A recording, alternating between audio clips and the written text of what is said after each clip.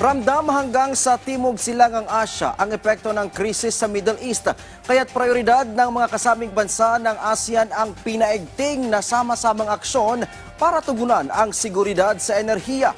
Yan ang ulat ni Sheila Natividad.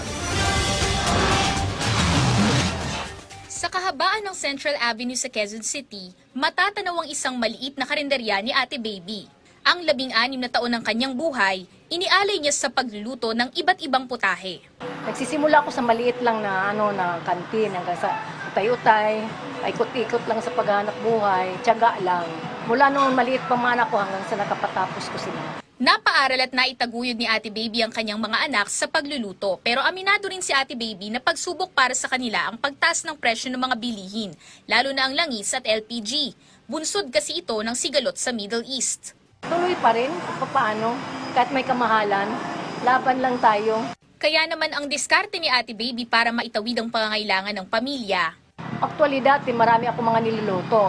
So ang ginagawa ko, nagbawas ako ng budget. Ng mga niluluto, yun na lang mga need na lang na presyo ng masa. Yun lang, tapos yung gasol, tapos gagamitin. Ino-off na. Ang mga negosyong katulad ng kay Ate Baby ang pangunahing apektado ng taas presyo ng mga produktong petrolyo, katulad ng LPG, na nakadepende sa galaw ng world market. Ito rin ang dahilan kung bakit binabantayang maigi ng Department of Energy ang presyo ng mga ito at saka mag-aanunsyo ng pagtaas o pagbaba ng presyo ng langis dahil umiiral ang State of National Energy Emergency.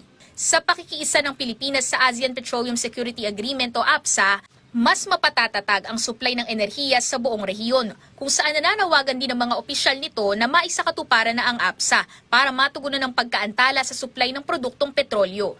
Matatanda ang nauna ng nanawagan si Pangulong Ferdinand R. Marcos Jr. sa Asia Zero Emission Community o ASEC Plus Online Summit ng pagkakaisa sa pagitan ng mga miyembrong bansa para matulungan ng mga nasasakupan na makaahon mula sa naging epekto ng Middle East crisis sa ekonomiya.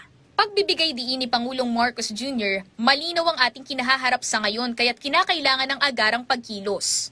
We must build resilience now as the urgency of this moment is clear. Our vulnerabilities are shared and therefore so must our responses be.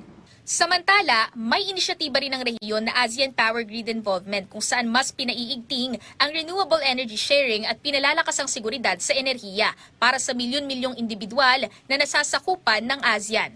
Kaya naman ang ina at alamat sa kusina na si Ate Baby, tuloy lang sa pagluluto ng masasarap na putahe para sa kanyang mga suki. Ika nga ni Ate Baby, Tuloy lang ang laban kasi habang hindi pwedeng titigil. Tayo mga ina, nandoon lang talaga yung pagtsatsaga, pananalangin sa itaas, nagabayan palagi tayo.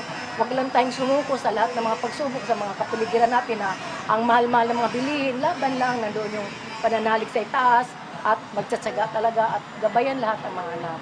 at sa huli, paalala ito na sa harap ng pabago-bagong presyo ng langis, hindi lamang diskarte sa kabuhayan ng kailangan, kundi mas matibay na kooperasyon sa rehiyon. Dahil sa pagkakaisa ng mga bansa sa ASEAN, inaasahang mas mapoprotektahan ng mga pamilya at negosyo laban sa mga suliraning dala ng pandaigdigang krisis sa enerhiya.